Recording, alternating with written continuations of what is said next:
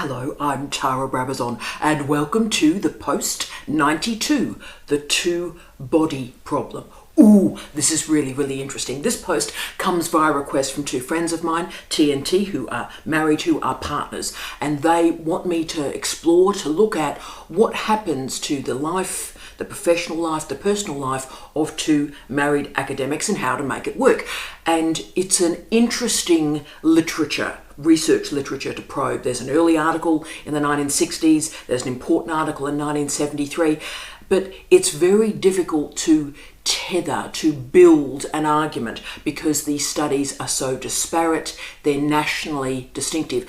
But although this problem is relatively invisible, it's not a small problem. And the issue is it's very difficult to generalise between nation states because the number of academics who are married to other academics is always very difficult to ascertain. But what I'm going to be talking about today, remember this is not a heteronormative data set. We are exploring human beings who are married to other human beings. So there is a very good literature on gay men and their partnerships as academics, lesbians and their partnerships as academics. There's one great article on bisexual academics and some patchy information about our trans community, and there's no longitudinal data. But what I've been able to find, we're going to talk about today. So let's get into this. Let's present the US data sets. 40% of female US academics are married to other academics, and 34% of male academics in the United States are married to other academics. Now, particular disciplines show quite radically different patterns in terms of marriage. So physicists and mathematicians who are women overwhelmingly marry other physicists and mathematicians. So we've got this delightful sort of potato mash of policies, governance procedures, ad hoc procedures, and personal stories that we're trying to gather up into something meaningful for you today. But I wanted to present one study right at the start of our conversation. And this is a lens that we're clicking into place that perhaps provides some explanation about why people get so uncomfortable about this conversation and why it is so frequently invisible. Okay, well, the study I'm presenting is from Taylor et al. And published in 2005 in the Journal of Personality and Individual Differences. And the argument in this piece is for every 16 IQ points, that's a standard deviation, for every 16 IQ points over 100 a man possesses, he is 35% more likely to be married. And you know where we're going. For every 16 IQ points a woman is over 100, she's 40% less likely to get married. So this study was published in 2005, and from that point it's been very strongly discredited because, after all, let's think about it, you've got one data point. You've got an IQ test administered at the age of 11, and then that supposedly has relevance for marital ages much later. And of course, subsequent studies have demonstrated that other variables, for example, bodily height and social class, are much more relevant in terms of a correlation to marriage. But we need to note that this study has been cited and used by Jordan Peterson, his daughter, all the alpha dudes, bless, to show that if women are intelligent, if women educate themselves, then they're less likely to get married. So we just need to have that as a lens and understand what's going on and the problems of a woman being educated and marriage. So there's a little cluster of a problem there. And that has an impact for all the work we're talking about academic women and the workplace and their interpersonal relationships. And this is intensified when we're dealing with that great metaphor, the glass labyrinth. And that comes from Egley and Carley. Great book, can I say, great couple of articles as well, but a very famous book, The Glass Labyrinth. And they explored why it takes women so much longer to be promoted into senior roles. Remember, glass labyrinth, women can see where they're going and how they can get promoted, but there's all these detours and stops and blockages and barriers that stop them being successful. And we hear so often, and it's an accurate data set, when people go, the worst bosses I've ever had have been women. And look, that's probably right. But the reason why that is the case is the glass labyrinth. By the time a woman gets into a position of power or authority, she's been knocked around a fair amount and she's had to scrag fight in the car park a lot as well. But let's therefore, noting these particular lenses onto the work that we're going to action today, let's get into TNT's request. And look, they are both remarkable women in an amazing partnership. Both are academics and they're really struggling to get the information they need to make decisions together about their lives. So we're all going to help them with that today. And they ask that I be really honest, brutally honest. I always try and be, and I'll do that for you today. And this honesty is particularly crucial because universities, particularly universities in Australia and Aotearoa New Zealand, they lie. They talk about family-friendly workplaces and orienting and inducting staff and caring for the whole person. Yeah, right. Well, I haven't seen that in any of the jobs that I've held in Australia or Aotearoa New Zealand. And you see, that's why it's so very difficult to find information in these two nations about what is occurring with spouses, with partnerships in these institutions. And that's why I'll start with the personal story because they're sort of interesting data points. Now, I've been married to two academics, right? And therefore I have two data points to summon for you today, and they're different data points, so they might be useful. And the first one is obviously Steve Redhead, Professor Steve Redhead. He was a very senior academic when I met him. He was 17 years older than me. He was already a senior distinguished professor, and I just crawled myself up to an associate professorial role. And he was internationally known, built all sorts of fields and subfields, was an interdisciplinary scholar, so he moved from law to criminology to sociology to sport, for example, and high theory. And I also had a big chunk of the humanities and the social sciences. So the pair of us covered a fair amount of knowledge, a fair few disciplines, and that sort of made it a bit easier to get the relationship working in terms of a university workplace. So when we met while I was at Murdoch, he was a visiting professor there, and then he went to the United Kingdom and got a British chair, and we were apart for 8 months. And luckily the university advertised for a chair in a field that I could apply for, and I fought. There was no special favours done, no spousal policies at all. I had to fight it out to get that professorial role, and I got it. Now that's great. When we went to Canada, there were formal spousal policies, so it was quite straightforward. And then when I returned to England, a visiting professorial post was available for Steve. Okay, so all of that's going well. Then we returned back to Australia.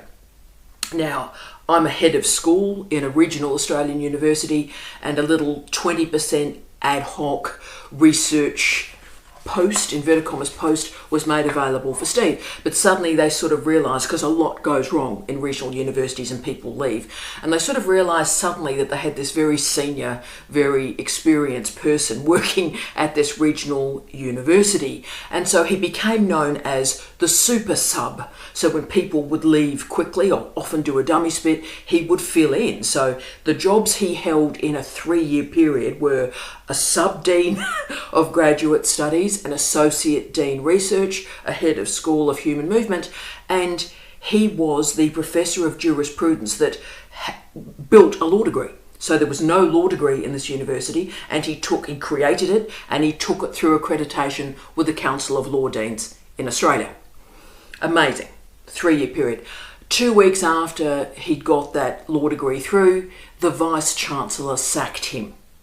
Okay, so then in my next job, he was promised a professorial role by an executive dean, head of school. that magically didn't appear even though the promise was made, but a Vice-Chancellor and a Deputy Vice-Chancellor intervened and made different choices. Okay, that's one data point. Let's do the other data point, Jamie Quinton. Now, Jamie's very interesting, Professor Jamie Quinton, because he's younger than me, only by a little bit, only by about 18 months, but he is younger than me. And also in disciplinary terms, he's from the experimental sciences, physics with advanced mathematics. Now that's going to be important. So Jamie and I met when we were working at the same institution. He got an opportunity as a head of school, and as we all know, for men in the experimental sciences, they've got a very good leadership career or arc in front of them. So it was a good idea for him to take that leadership role. And look, I was promised a professorial role. I waited 14 months, 14 months for an email address to arrive. It never did. So I then took on different roles and made different choices.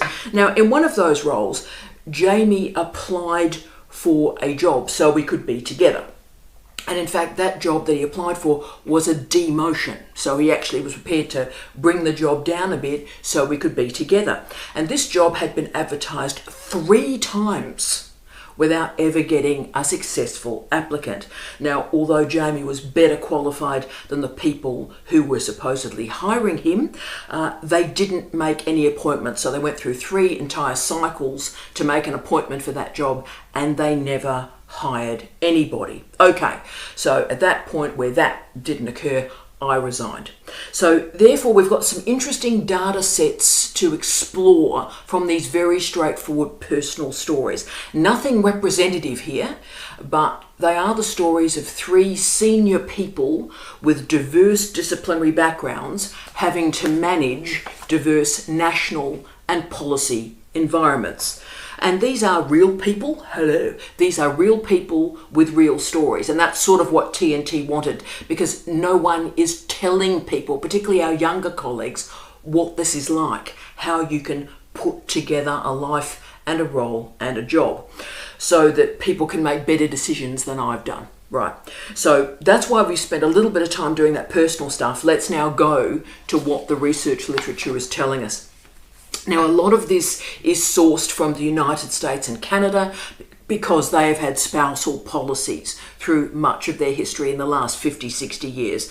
But there are models and mistakes for all of us around the world to consider. And as many of you know, I'm working on 3 articles at the moment on regional universities, regional education.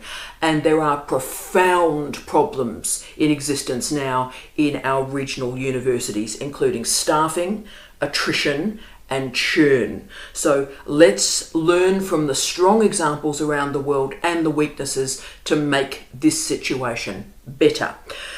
The literature over the last 40 years or so starts qualitatively and theoretically individual participants in studies, but then it flips after 2003 into top-down conversations about governance, productivity, and economics.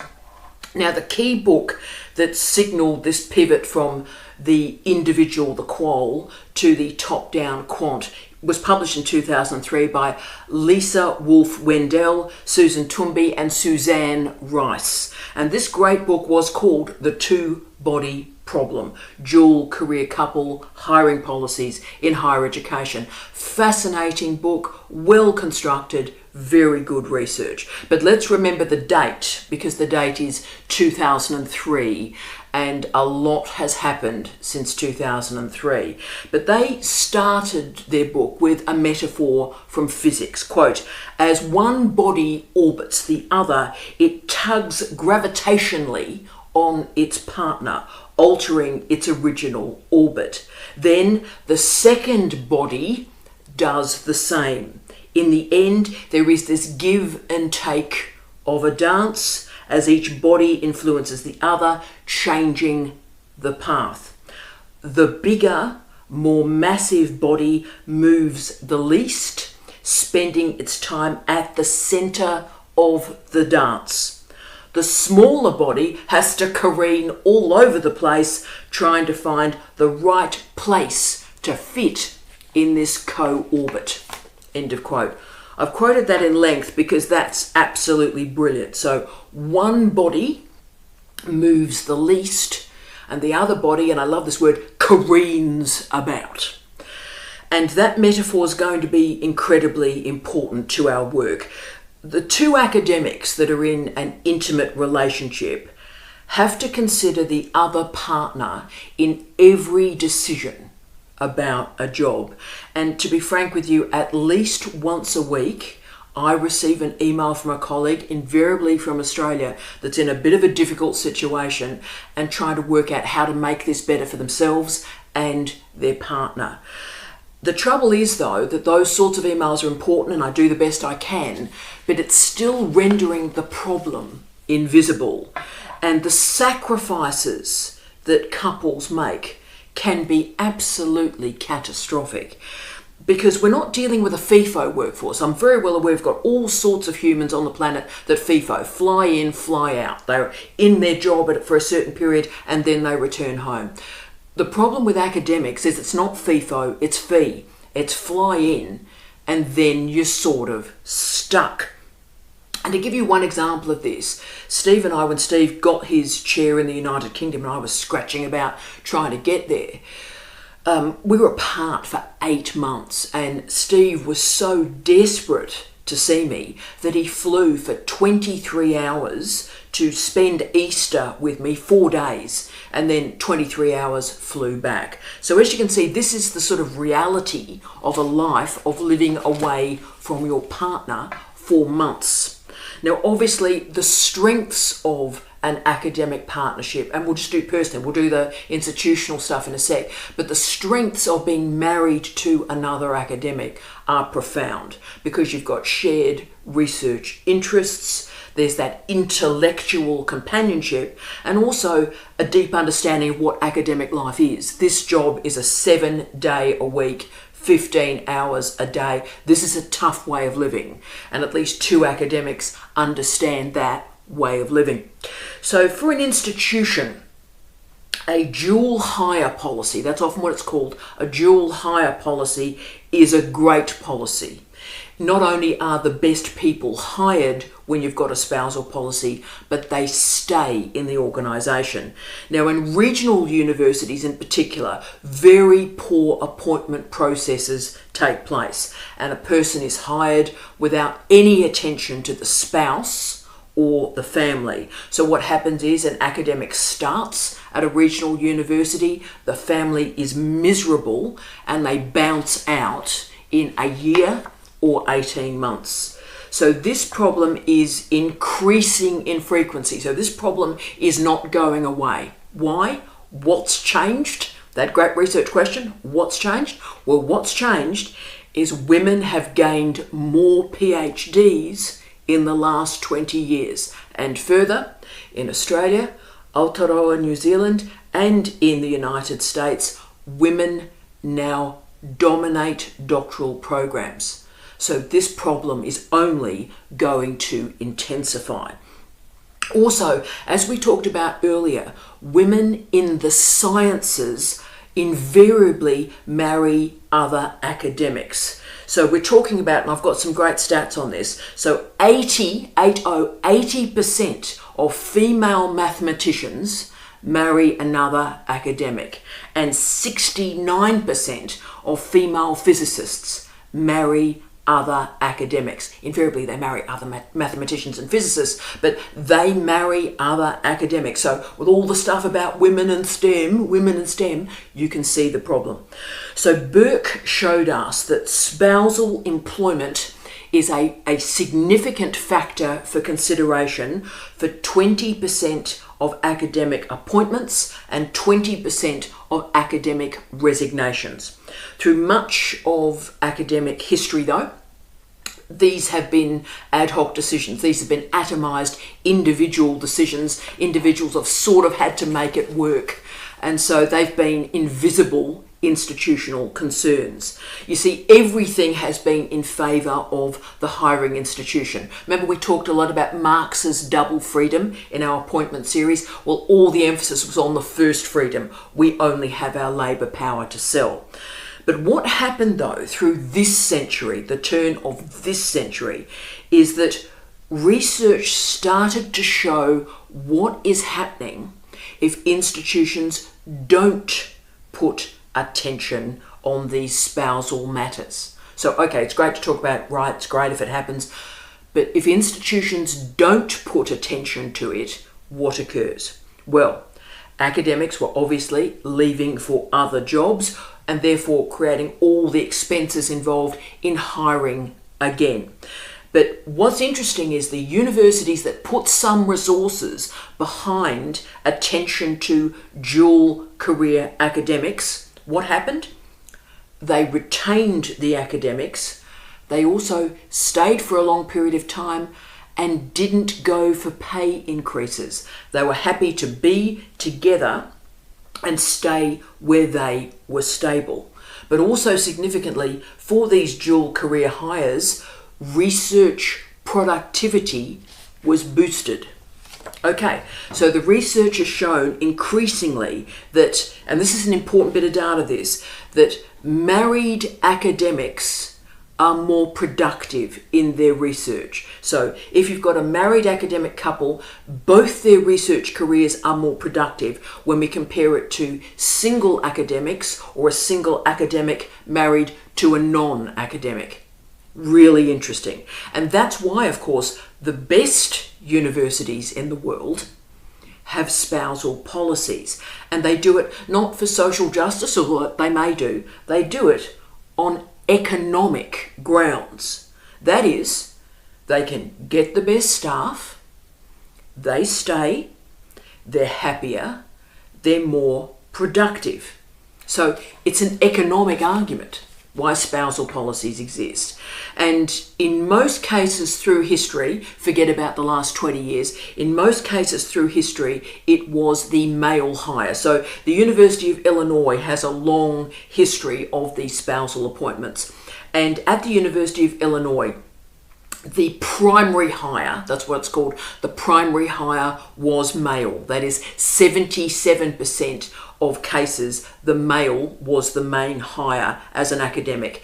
And the secondary hire, interesting language I know, the secondary hire is also described as the trailing spouse. Okay, and the assumption through much of history has been that the trailing spouse is female. And the assumption has been that the trailing spouse is less qualified than the primary hire. You can see what's happening here. But of course, as more women have gained doctorates in the last 20 years, that's simply not true. But spousal policies really do work as an interesting compensation for institutions with lower salaries and fewer benefits. So for institutions that are struggling, the gift of a dual hire is that it's stable and they can actually save money and be more productive. The questions, of course, that emerge from spousal hires are important to talk about. Nepotism, favoritism, and managing conflicts of interest. Absolutely, they are crucial variables to have governance protocols around them. But of course, the problem is that those problems exist without a discussion of spouses. And indeed, the one thing about having a spouse, a declared relationship, is it can be managed. It's transparent, it's accountable. And I'm sure we've all seen plenty of pretty sordid relationships that are hidden, and all sorts of conflicts of interest emerge that we only discover much later. Yeah. So universities in Australia and Aotearoa, New Zealand, have not entered into this formal spousal policy conversation. There certainly are some ad hoc relationships, but as shown by the US examples, if spousal policies do not occur, there are consequences. And the best candidates simply do not accept a job, or if they do accept a job, they're gone in a year or they're gone in 18 months. So what happens is the workers that are on their own in this way are miserable, suffering deep mental health concerns, and are just not productive because they're spending a lot of time travelling out of the the city or the town or the region to be with their spouse and to be happy. So this form of FIFO workforce is highly disruptive. An academic who is living and working in a town or a city for a university, and yet in their head they're desperately wanting to be somewhere else. So the question, and it's an interesting one, why Australia and Aotearoa New Zealand have not even acknowledged this issue, noting that this is not a male and a female issue. We have outstanding gay men and lesbians in long-term partnerships moving into leadership roles.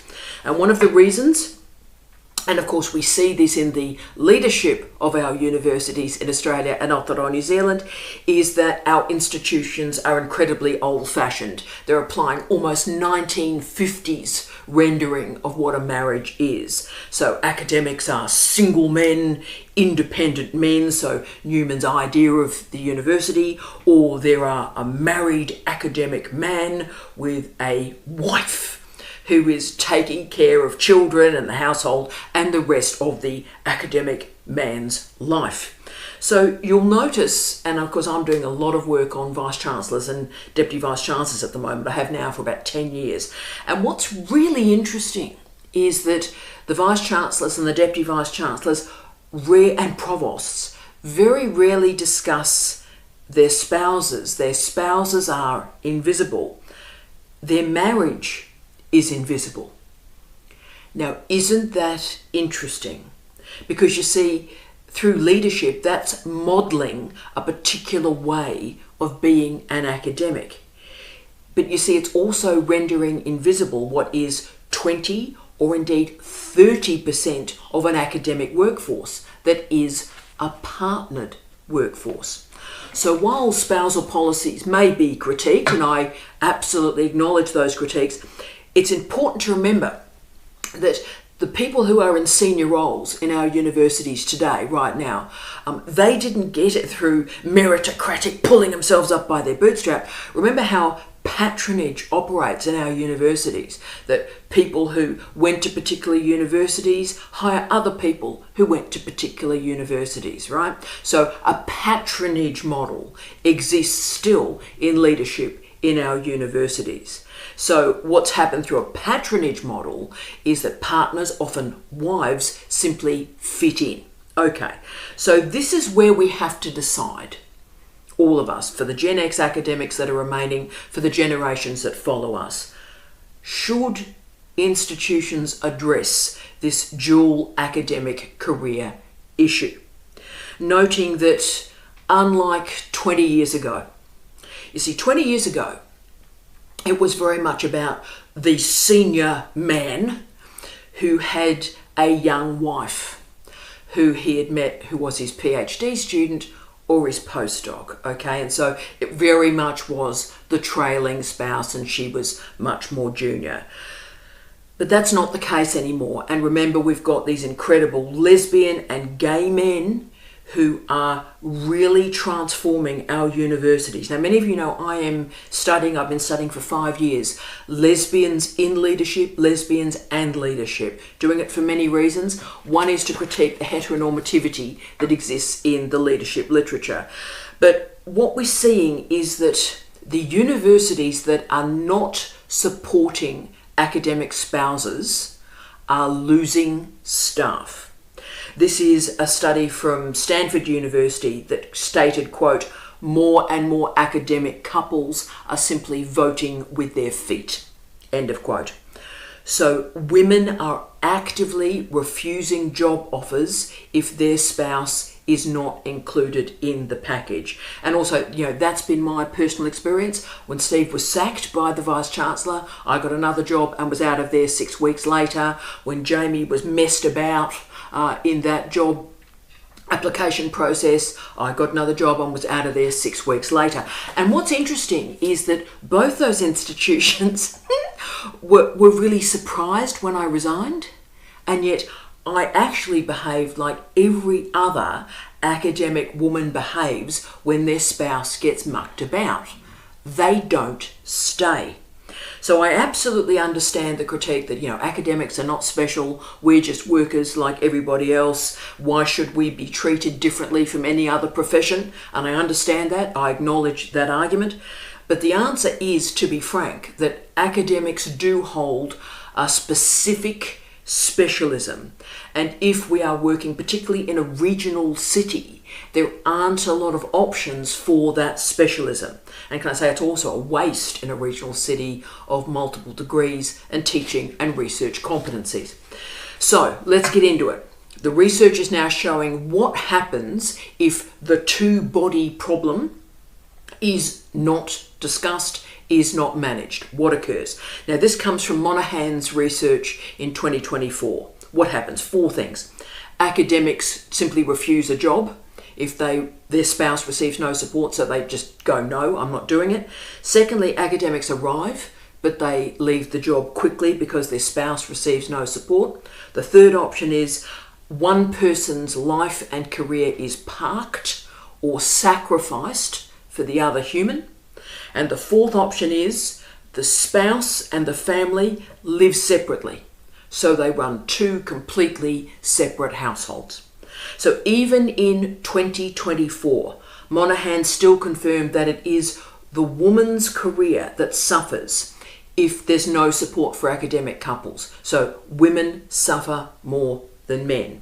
Now, I particularly want to log the issue for TNT. What happens if we've got 2 women as spouses, noting the glass labyrinth issue we talked about at the start, because every single decision that 2 women make, we're going to require a lot more thought and decision making, because you're trying to align 2 glass labyrinths, and that's even more complicated.